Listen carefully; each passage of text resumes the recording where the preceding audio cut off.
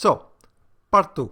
Now, in this part we're going to see the actual how we create a grid, okay, how we load resources, node references, and the map creator. So what will mean is basically see the behavior when we select a level, when starts creating the level. On the next part we're going to see the level editor and serialization, and the rest of how we can hook everything up. Okay, so let's go direct to the scripts and let's clear this. Okay, map. We're going to have node references, and map creator. This is basically the two stuff we are going to focus on this, and of course the resources manager. Resources manager, let's open it up, and it's just a simple script at this point, but we have seen in the past how we can add more stuff to this, to the resource manager, and what we can do. Okay, I'm not going to load asset bundles because with new versions of Unity they tend to change a lot, so it's only about a hassle for this project. But if you want to implement asset bundles into your own project, then there's videos. I've already covered it 2 to 3 times, I think. Okay, so you can find it from there. So resource manager. The resource manager is going to go under the session master, or you can place it into the same game object, it doesn't matter, but keep in mind that it needs to be on a game object that is not going to be destroyed. Okay, we need the resource manager everywhere we want, or everywhere we're going to need it. And we're going to have a few prefabs and a few lists, and whenever we want to take something, for example in our case the tile sets, we're going to access the resource manager. Let's go to the scripts. We have, as you can see, only a list of the tile sets. With this is a custom class with a tile set, and we will see what this is. Parallax prefab is basically the parallax prefab. I know, it's so obvious, and it's basically a prefab which we have into another, I think. Let me see. It's on the resources so that we can load it. It's just a sprite renderer, and it's basically any game object we are going to load that's going to go into the parallax. Okay, the parallax, just think it as 3 different game objects that when the camera moves, they move too, but with an offset from the camera, and we're going to see that in depth. It's basically a prefab that has a sprite renderer, and only has a sprite renderer. You will see in a bit what this is. Tile set index, what active tile set we have at this point. Okay, get sprite. Get sprite requires a little bit of explanation, but we will see this in a bit. It's also a singleton. As you can see, I load my parallax prefab into awake. If you do not want to use awake, you can use it on start. Okay, it's the same, although I think awake is probably the best, so we have set our parallax prefab from before. Default level, and I didn't actually use this, so you can delete this. Tile set is the tile sets. Tile set name is mostly for our use. Regular tiles is, think of it as sprites that will go into the middle of your scene. And actually I'm going to go to explain it better. I'm going to go into the level editor. Okay, I enable regular tiles, and I have a box or something like this. Okay, think of it like this. Regular tiles are these things in the middle that do not have any grass upon them. Okay, so we have like 3 to 4 variations, and those are the that kinda went a little bit pornographic over there, so let's fix it. Okay, regular tiles. a tile that is in the corner. As you can see, it has grass on one edge and on the other edge. Tiles that only have grass on the top. Okay, the other corner is basically the mirror of this, and a corner and a tile that has grass from all the sides is this one. So what this goes into the script, okay, regular tiles. Edge tiles are the tiles that, you know, are on the edges. So basically these ones that have grass. As you can see, it's not all of them have the same sprite. It's just three different sprites, and we change between them. Of course, you can put as many sprites as you want. That's why we have a list over here. The left and right corner, I only have 1 and 2.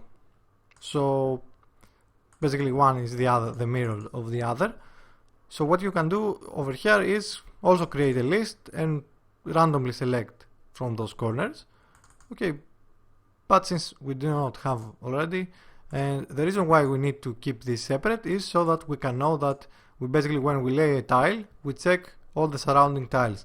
If there is corner or if there is another tile on the edges, okay, that means it's a candidate for being an edge tile. If it only has from one side, then it's a candidate to have corners. Okay, if it's both corners, okay, so if this is the tile, then that is the A corner. Okay, non-destructible, you can understand what this is. They are non-destructible. And parallax, those are the parallax objects. In our case, we only have a tree and a mountain. So, into a resource manager, what's that? Oops, let me find it. Resource manager. Okay, regular tiles. You can see we have 6 regular tiles. Edge tiles, we only have 3. Left corner, and if you click this, it will actually correspond to into where it goes. Okay, you can see our tiles. Non-destructible and the 2 parallax objects. So this have to do with the level editor and also how we build the level. Okay, so when we want to get a sprite by the resource manager, instead of having, you know, all this needs a way to be separated.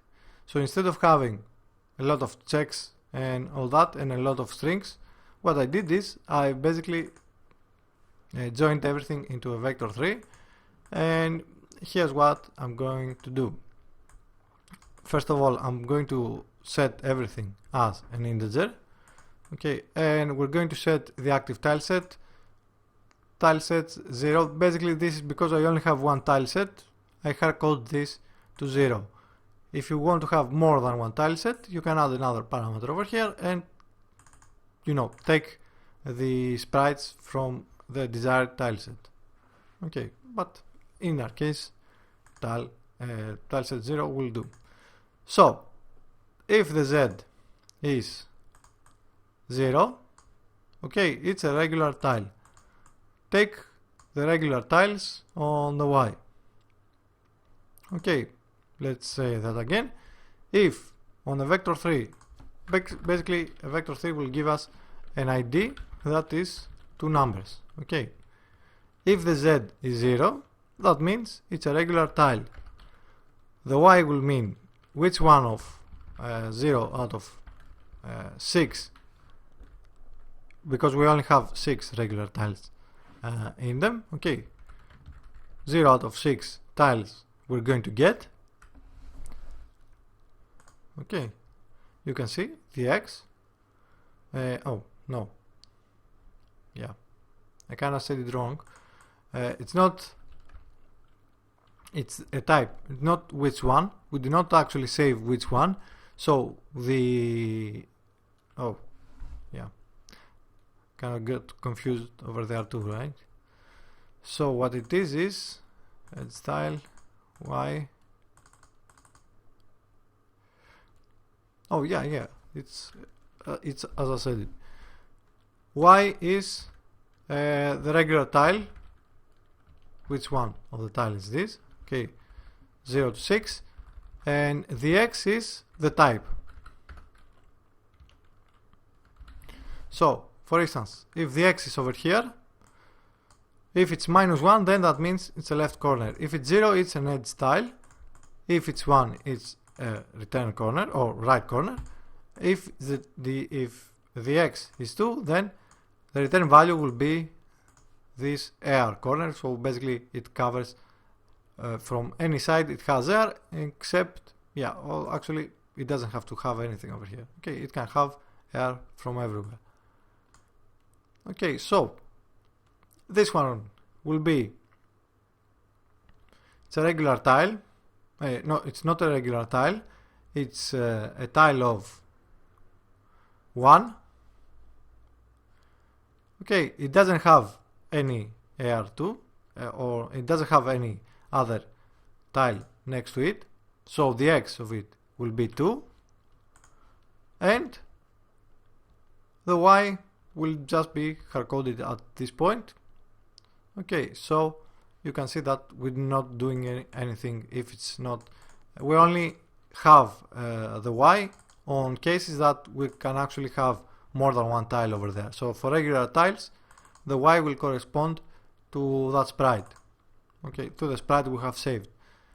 And for the edge tiles, since we have list for edge for that, okay. And you can see that the others are just hard-coded. And for not distractable, it's also Y, but we only have 1, so it's always going to be 0. Okay, so with no destructible tiles. So I hope this was easier. This was easy to understand. So basically, 1 is not type, is, let's say, neighbor type for the X. Okay, Y will be with sprite and Z will be the actual tile type. Okay, regular, edge, non-destructible. Okay, so this is basically, yeah, a fast way I made to make the level editing a little bit easier.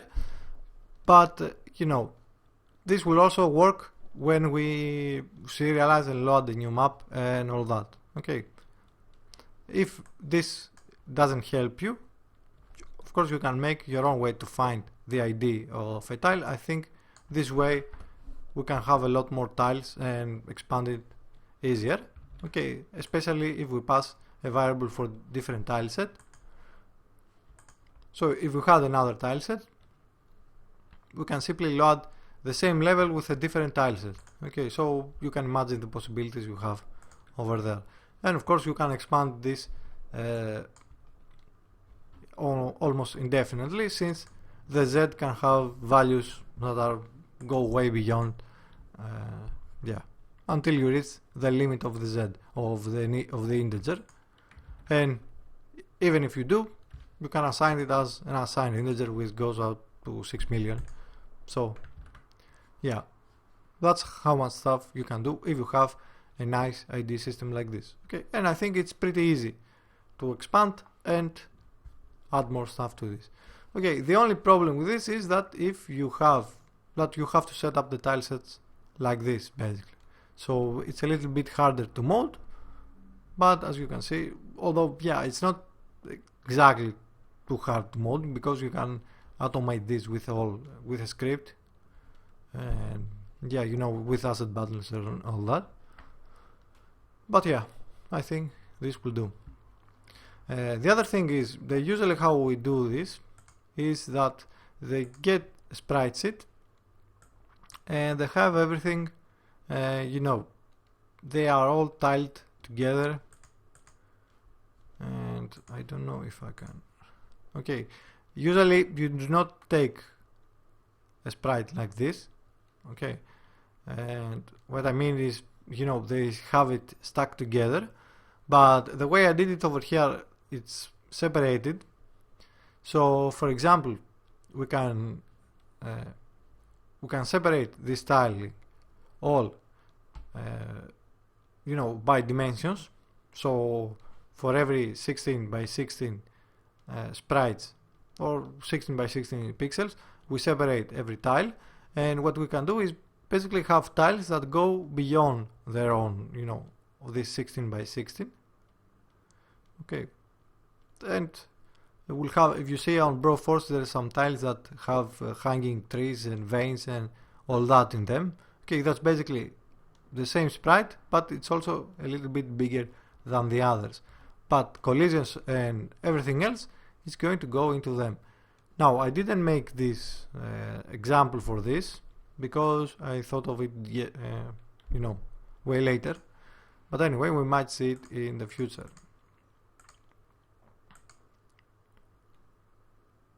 What? Oh.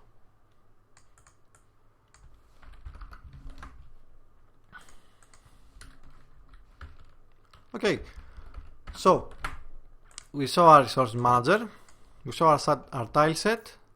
Now let's see how we actually create our maps. And before we create our maps, we need to see our nodes. So as I said on the previous video, we have nodes and node references. So when I click play, and I need to go inside the level, okay, we have where there is a node. Oops, this is the canvas. Okay, there is this node, which is the visualized parent, which is the actual parent that has the sprite renderer, and there is also the grid holder, which has the collisions basically. The collisions will be whenever there is a node, or there is not a node. We're probably going to have collisions, and we want to have collisions everywhere.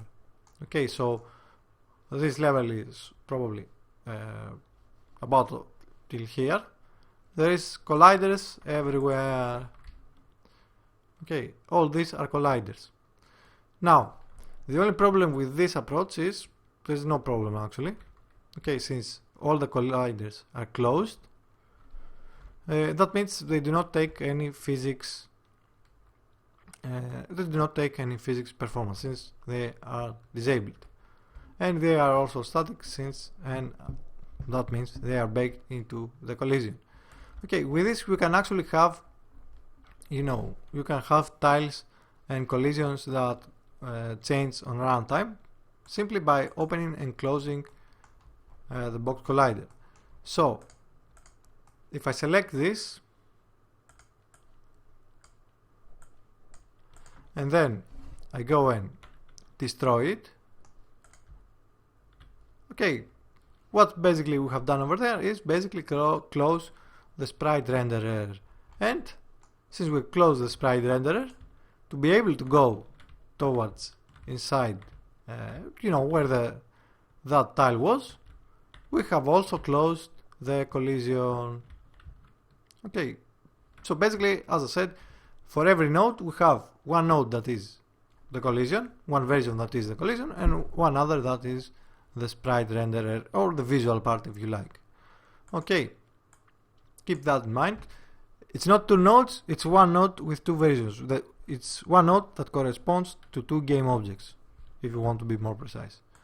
So let's open up nodes and node references. Let's see the node references. We have sprite renderer, backdrop, because we can also have a node. As you can see, there are a lot. Okay, regular node. The player can jump on this, can move on this, and all that. If we enable backdrop, it's the tiles that go on the back. Okay, so it's the background. We cannot interact with it, we cannot destroy it, we cannot do anything with them. They are mostly for visual references. Of course, we need to save that, and we need to have a way to save this. Okay, so the way we save it is again on the node. So remember when I said we have two references for the node, two game objects. Now we have one more, and that is the sprite renderer that goes on the background. Okay, so sprite renderer. The sprite renderer we have over here. The sprite renderer backdrop will be the sprite renderer for the backdrop game objects, for the backdrop sprites. Box collider, the collider that corresponds to this node. Okay, it's very simple if you think of it, especially if you start building it. And it might look confusing at this point, but you will see. Okay, node is the actual node that corresponds to the grid, okay, the reference basically, so that we can move around. Health is how many damage it can take after it's destroyed. If it's destroyable, if it's fallable, it's basically if the node can fall down. But yeah, I didn't do anything with this behavior, although I think I've written it, but I didn't use it in the end. We will see. Tile type, backdrop type, main text index, back text index is the main text index is the ID for the tile. Remember what we see on getSprite inside the resource manager, okay? And back texture index is the ID for the tile that goes on the background, okay, with getSprite. Okay, because both background or backdrop and the regular tiles are the same thing basically, just the backdrops have a nice shade of black on top of them, so that they are distinguished from being in the background. And let's see this.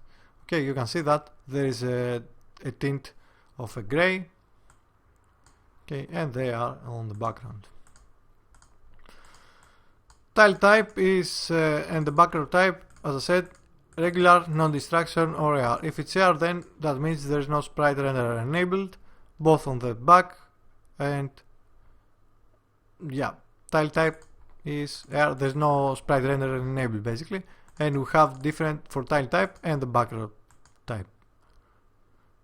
Enable collision. What it does is either enables the box collider or either disables it. Okay, simple enough. I think it's way simpler to write than actually explain, to be honest. So yeah, bear with it. As I said, try to watch all the videos first and then try to write it, okay, because you might come up with something easier than this, and you can actually have encapsulated a lot of this, okay, because I didn't, instead of having two different variables for a sprite renderer, I could have just make this into an array and then select and hard code it. But yeah, the problem with that would have been it would have been way difficult to explain. Okay, so whenever I write the code, I need to take into account that I have to also show the code to people, and that people is you, of course, and make the videos of it. So it has to also be easier to understand by people that, you know, might not be that familiar with coding. Okay, so yeah, if I was writing this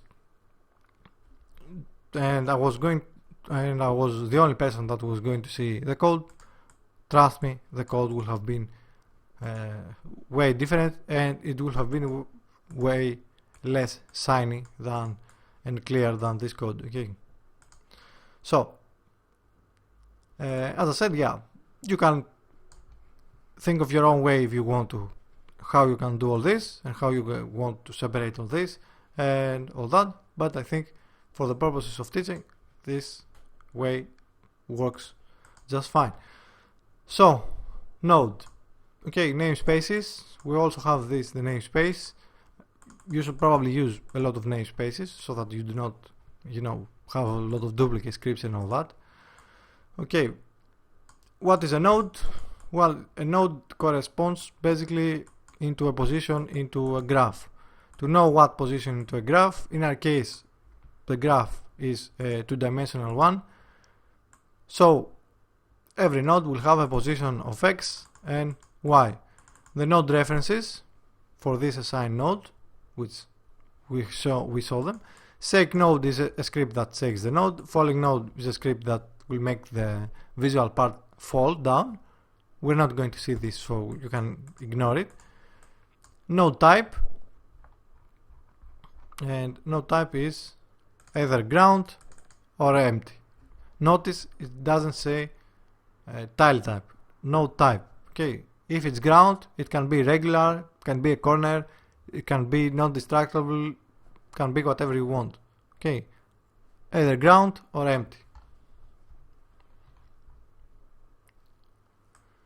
Node state, falling, shaking. There's only shaking at this point, and sometimes not even that. Okay, update node. If we want to update the node, we found on the resources manager, we find the instance first. We set the type to whatever type we have on the node type. Okay, and what this goes and do over here. Okay, node type. If it's ground, enables the sprite renderer, enables the collision, and also enables the actual game object of the sprite renderer. Okay, if it's empty, does the opposite. Disables the sprite renderer, disables the collision, and disable the actual game object. Okay, simple. Don't think you have problems with this. Sets the type, and then whatever we have saved into our main text index, main texture index basically, okay, it goes and finds the sprite and assigns it into the sprite renderer. Same for the backdrop, it goes and finds the sprite and assigns it, and if the backdrop type is tile layer, then it's going to basically close the backdrop, so you do not waste resources on having a backdrop that, or having basically an enabled both a game object and a sprite renderer enabled. Okay, there's no need to do that, so we save a little bit of resources with this. And this is what we call when we create the actual level and when we actually load a level. Okay, we call this thing this update, and it basically it's encapsulated every other behavior we want to have. Okay, I think it's very simple. Basically, it's basic coding up till now. We haven't done anything that we haven't actually seen in the past. It's just a little bit a different way to do it. Destroy node immediate. If we want to destroy this, okay, if it's destroyed, then go back. You shouldn't have been over here. Okay, you're trying to destroy a node that's already destroyed, so there's no need to run any of this. We set the type to node empty. We request from the object pool an object type is basically garbage. GB stands for garbage. Okay, it's basically those particles that fly away. We set it up as the same position as the transfer position. We enable the game object. Basically, this enables the particle. Instead of instantiating the object, we use the object pool. Okay, and we will see what the object pool does when it's time for the object pool. And the object pool, instead of instantiating, we just use the object pool as I said. Okay, and we say that the node is destroyed. Destroy node fall off, it almost does the same. Okay, we say destroyed, we disable the collisions, we add a rigid body to it, and we make the node fall basically. We freeze also the rotation. And and that's why I didn't include it in the final one, because we were going into more advanced topics, like we only want to register the node to update. We place every node we want to update inside the list, and we keep updating that list, and we have a budget for the list. Okay, it goes way out of hand, or not way out of hand, it's just a little bit too advanced for the purposes of why I did this project. Okay, so we're just going to close it, and let's say shaking node. Let's see, the shaking node is on the tick. If depending on the node state, if it's shaking, falling node, exactly the same, as I said. We go to the map controller and unregister the node. Shaking node, shake timer, shake max timer, shaking equals true. Map controller, if the shake timer is lower than the shake max time, we go and register this node to tick. Okay, and we say we go onto our shake script and we tick it, we update it basically. And if it's the opposite, then we stop ticking, we stop the shake, so the node actually goes to its previous position, and we unregister the node to tick, and we reset the shake timer. So yeah, it's a lot. You will see in a bit what the map controller is and how we register a node to tick. Okay, yeah, we're kind of go. Yeah, I didn't want to go there, but anyway, we're going to see it. So we have node references, node. So we have seen what everything that goes inside the node. Let's see the actual map creator, which is one of the main scripts. We need all of this. Utilities and manager are mine namespaces. Unity engine networking is Unity's own, of course. Map creator, max x, max y, basically the size of our grid, and the offset is going to have it's either way. The actual grid, okay, our graph with our nodes. Camera manager, okay, season master, level serializer, level editor. They are the reference to those scripts. Of course, we're going to see them later. So basically, just wait till you see all the videos. Visualization parent is where every node that has the sprite renderers, or the object that has the sprite renderers for the nodes, are going to be parented under this visualization parent. And the grid holder will be every object that has the collisions will go under this. If we are on multiplayer or if we are on the level editor, our current target map, and how many parallax objects we're going to have. I think 3, and the way I've built the level editor works with 3 levels. Our actual parallax level, at least with our parallax level, and save file is when we serialize a level, when we deserialize the level, we load the save file and we load our level. On start, we get the references. Okay, we need season master, serializer, the editor. We initialize the level editor. We get the camera manager. We need to find what kind of season this is. Okay, if it's multiplayer, if it's level editor, and then we create the object holders. Create holders. We create our parallax level. If we had anyone before, we're going to destroy the previous game objects and we're going to clear our list. Create a new game object for the grid holder, a new game object for the visualization parent, and for how many parallax we have, we're going to create a new game object, and we want to find the target position. We will start with vector3.0, target position plus y, and we're going to add 0.5 on their y. So the first one is going to be 0. So the y for the first one will always be 0 since y is 0.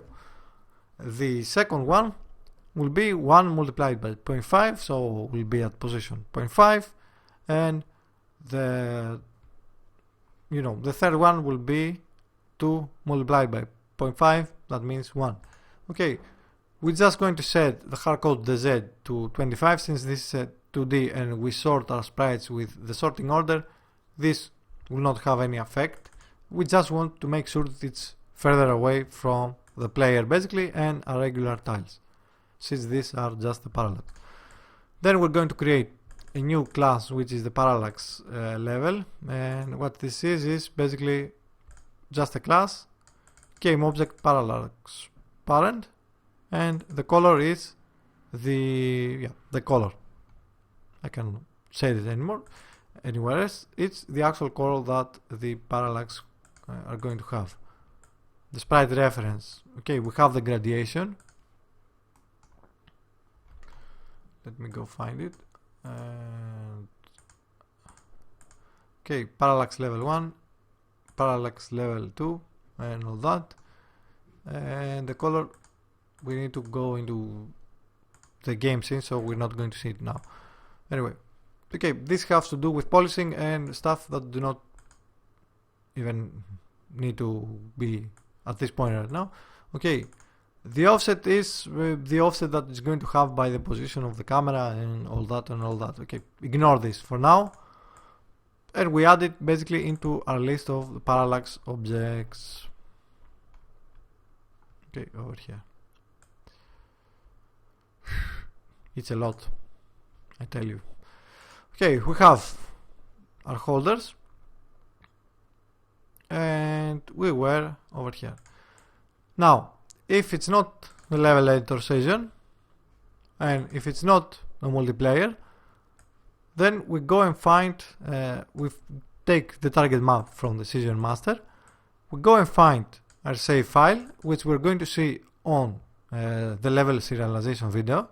Okay, we load them up and we start the actual solo on the session master, which is what we saw on the previous video.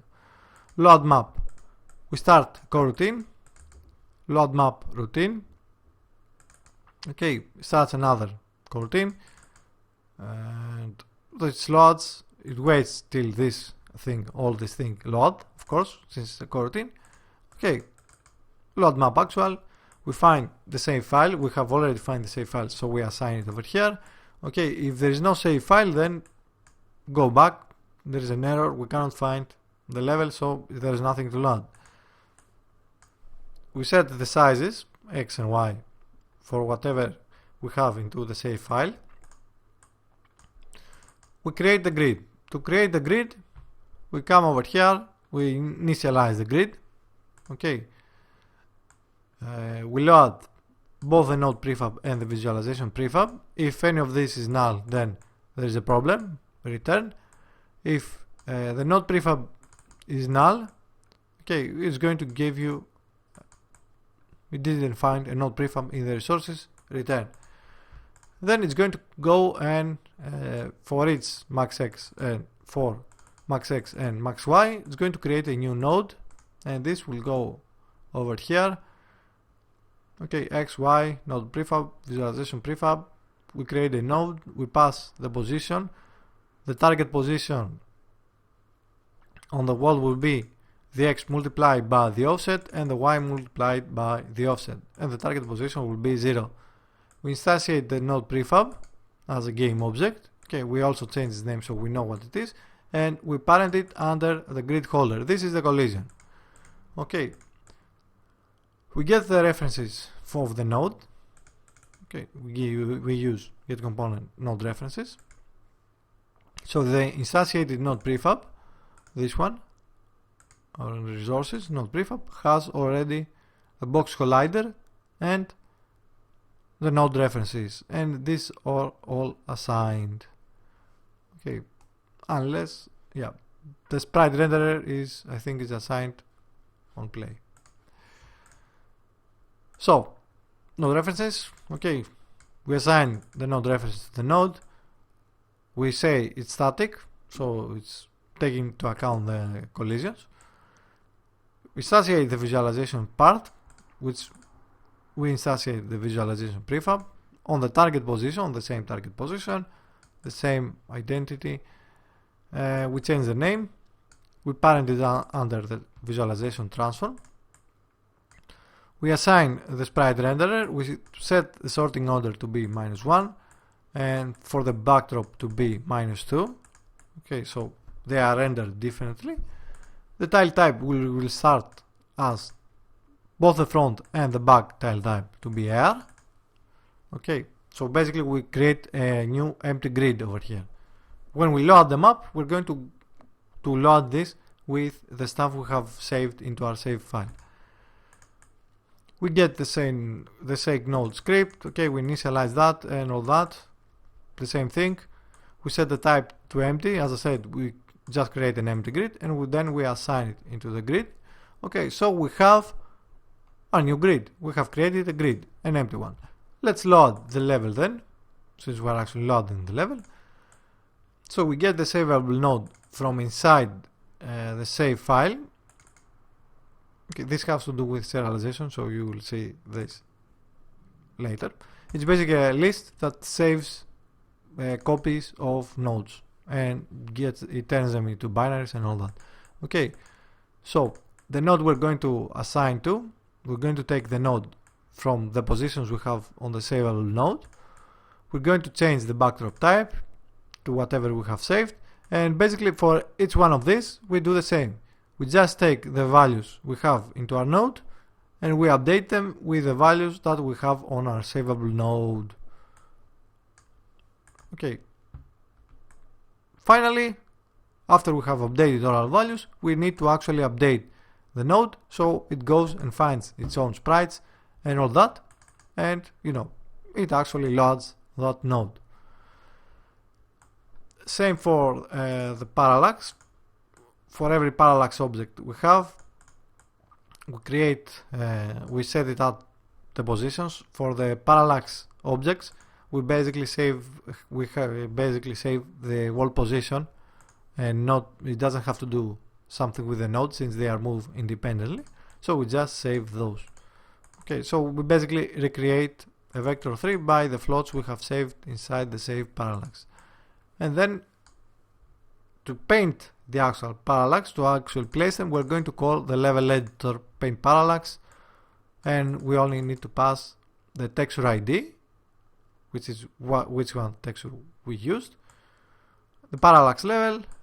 All this is saved inside the save parallax. Okay, we will see this inside the level editor.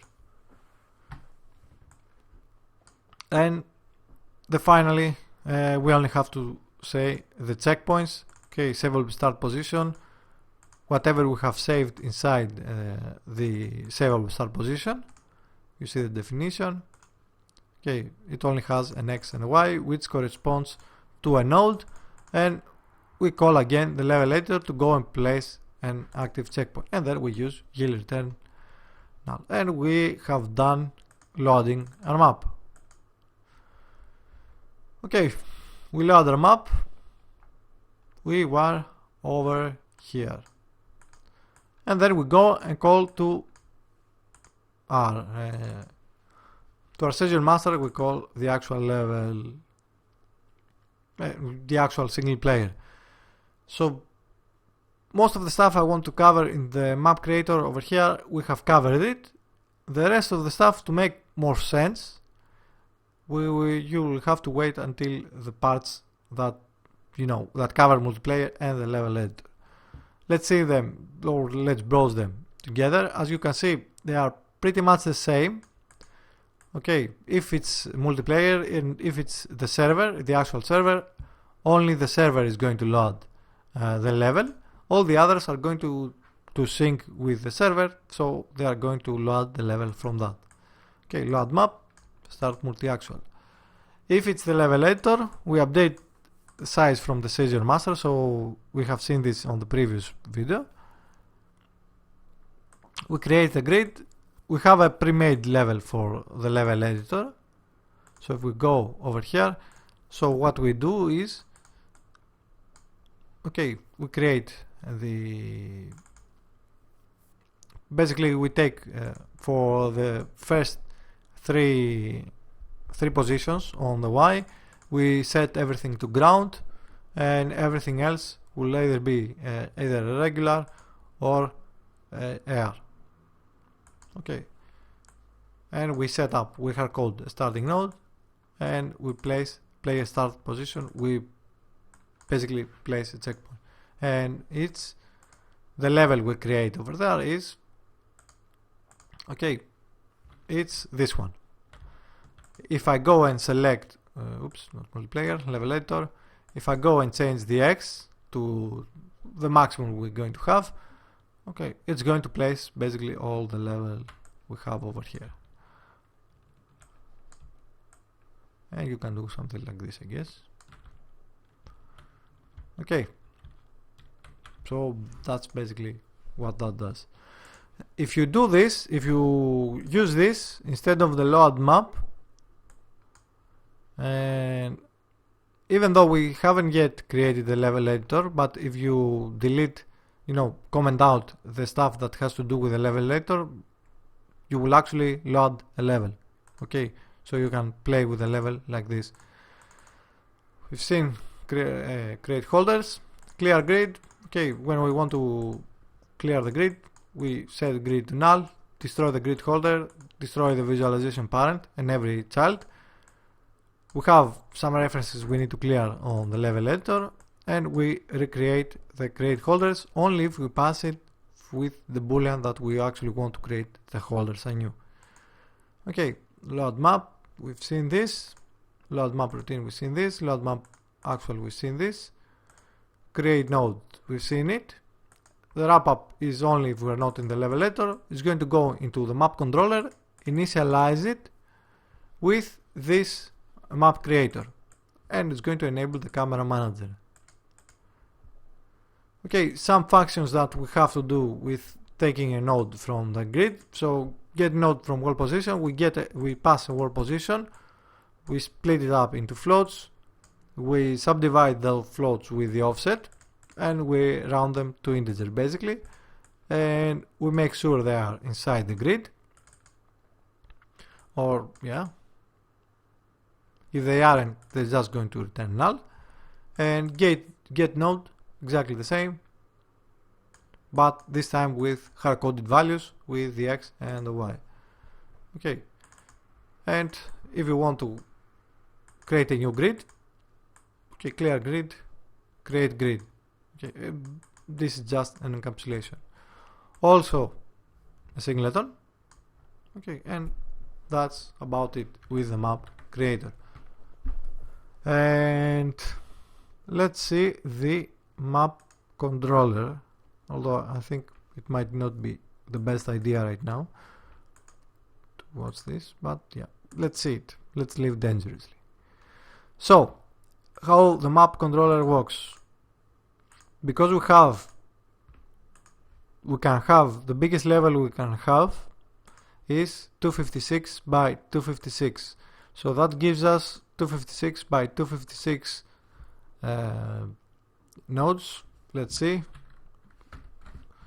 256 by 256, 65,000 nodes.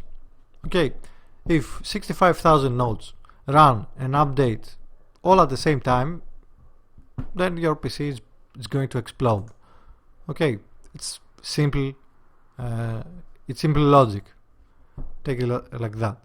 Okay, so we need a map controller or a script that controls the map, and we only want to update to run the updates on the nodes that have to update. Everything else is going to stay idle and not do anything.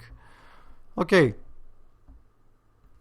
we have a lot of stuff. So basically we have a budget with how many nodes can update at the same time. We can set a budget. We don't have a budget at this point, and this basically is a way to know that not everything is going to break. First off, it's a singleton, of course. So nodes to tick, it's the tick is take it as update, but I'm just calling it tick so we do not confuse ourselves with the update. Nodes to tick is which nodes are going to update. Tick candidates, it's the nodes that we don't know yet that are going to update. If we are out of budget, then they are not going to update into this frame. Okay, simple enough. State manager units, I think, yeah, this just how many units are inside the level. Okay, basically how many objects with a state manager. Although I think we might, oh yeah, we use it quite a lot. Anyway, when we initialize it, we simply pass the map creator to this. On fixed tick, it's going to add everything that it has inside the tick candidates into the node ticks, and it's going to clear that. Okay, if the node ticks count is greater than 0, so that means we at least have one tick to go, one node that needs to tick. Okay, then we're going to run a for loop with how many nodes we have to tick, and we're actually going to run their update. And they're going to come over here inside the node script. Okay, this is the script we're using. Tick, depending on the state, if it's shaking, if it's falling. And we're going to clear the nodes to tick. So after every update, we clear the previous list we had with the nodes.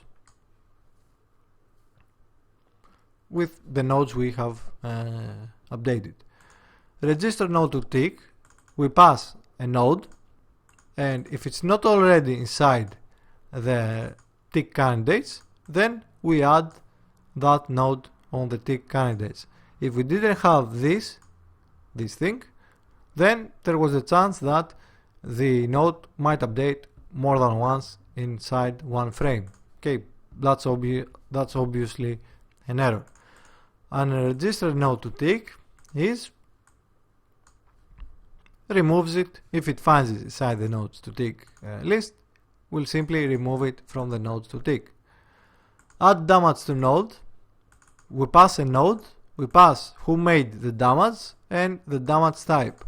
If there is no node, or the node is said is already, if it's not destroyable, so we cannot destroy the node, it's going to return.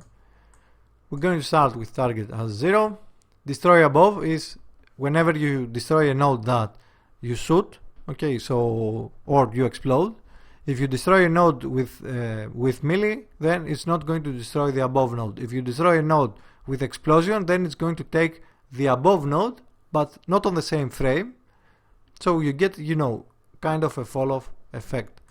Okay, we start with destroy above false, and we say if it's a bullet, we find the target, and we assign the damage by whatever that character says each bullet's damage do.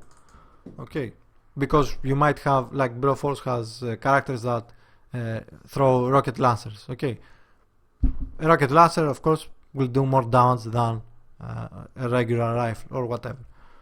We only have rifles in our case, so we don't have to worry about this.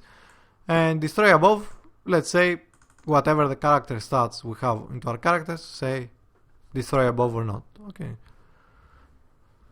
Melee, the melee damage we have set on our character stats, and if it destroy above, we're also going to control it by the actual unit. Register node to tick. Okay, we have added damage, so that node is going to shake. So we're going to register this node. We want to add damage to tick. We're going to change the state to shaking, and the node reference we're going to remove the target health, and if the health is lower than 0, we're going to destroy the node. This is the damage type. We only have to bullet, melee, add more if you want. Okay, destroy node. When you want to destroy a node, if the node is destroyable, then destroy the node. If it's not destroyable, then return. If it's destroy above, find the above node. How we find the above node? We go into the map creator, we use get node, we pass the same x, and the above node will be our own y plus 1. If the above node is not null, then we're going to check if it's destroyable. If it's fallable, then it's going to wait for destruction, and yeah, we have a node reference wait for destruction. We're going to turn it for true. Destroy node fall off, it's going to fall down basically. But yeah, as I said, we're not going to see this. We never turn this to true. Otherwise, if it's not already waiting for destruction, wait for destruction and start a coroutine that destroys the node, the above node in this case, after 0.4 seconds. Okay, yeah, this is different. Fall node, because if a node is falling, you might not want to destroy it, you might want to keep it. It's all going to go, but yeah, I didn't start writing all this. I wanted to, but then I realized that the point of this project is to get more familiar basically with multiplayer. And what better way to get familiar with multiplayer? By having a project, you have to do so much. like syncing a level through multiplayer, syncing players, syncing everything. Okay, so yeah, I just just focused on the stuff that actually have a reason to be, and not just polishing that. Yeah, nobody will even care about this. So destroy nodes. Okay, we destroy the node, no distraction, we pass the node we want to distract, so the above node is going to come again over here after the coroutine has done. The coroutine is simply wait for seconds, the seconds we pass them over here, and no distraction, which is going to come over here and it's going to see if it's destroyed. If it's already destroyed, it's going to return. If it's multiplayer, this doesn't work, we don't need it. Then it's going to go again, destroy node immediate, and this goes to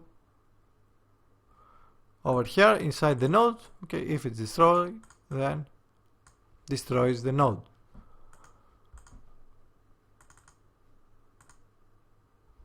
Okay, that was for node distraction.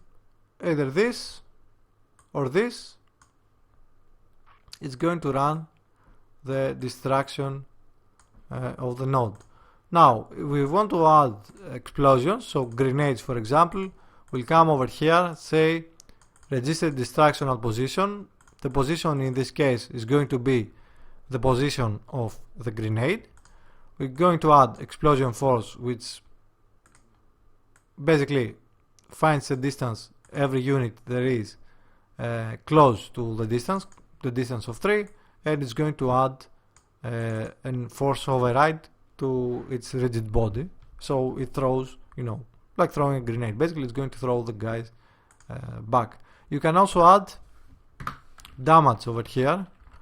If you put, let's see, half health, I think it's character stats health. Yeah, I'm pretty sure I had health somewhere, but anyway, you can add the damage here if you want. If you want to take damage from grenades. Okay, close this. Add explosion and force. Register distraction and position. Okay, grenades are going to take more nodes with them. It is not going to explode only one node. So what we are doing is get node from wall position. If there is no node, then it's going to go back. And actually, you can go without returning, to be honest. So because you're going to destroy some more nodes. Anyway, I'm going to leave this entirely up to you. We need a list of the neighbor nodes we're going to find. So we're going to start and getting nodes. So we're getting the nodes that go on the sides. So we're basically doing it like a cross, something like that. Okay, I'm throwing a grenade, for example. It finds a node over here. It looks for a node behind. There's no node over here, so it's not going to destroy it. It's going to find a node over here, so it's going to destroy that. And if I actually go underneath, you will see that in full effect.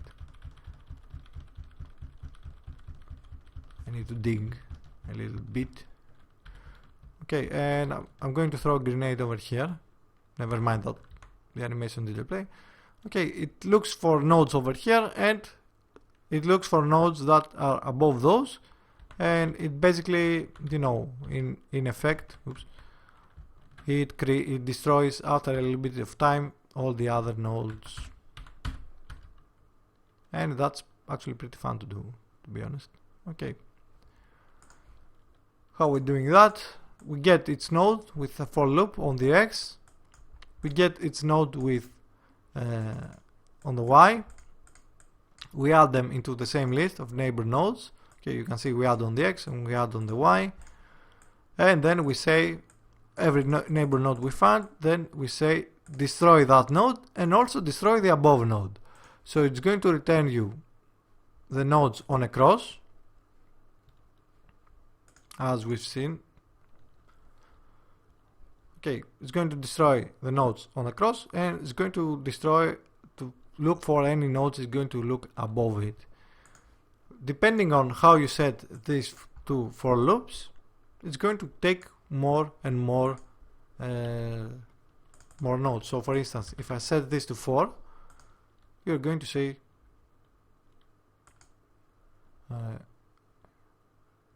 although, yeah, because I set it to 4 and didn't change the -4, it was only going to take one node from front.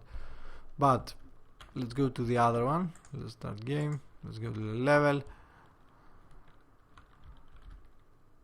Nothing but net. Okay, you can see that we take way more nodes with us. So this way you can have distraction everywhere. Just imagine that in multiplayer, right? And you notice that the problem over there, what it was, that it destroys the node, but it only looks for the sides. It doesn't look for any nodes, downside. So what we can do is, let's change this to -2. Let's change this also to 2. So that will actually probably save that one. Okay, that's go way beyond the scope basically we're playing right now. This is entirely up to you and how you want your game to play. You can imagine that all this will change the gameplay differently.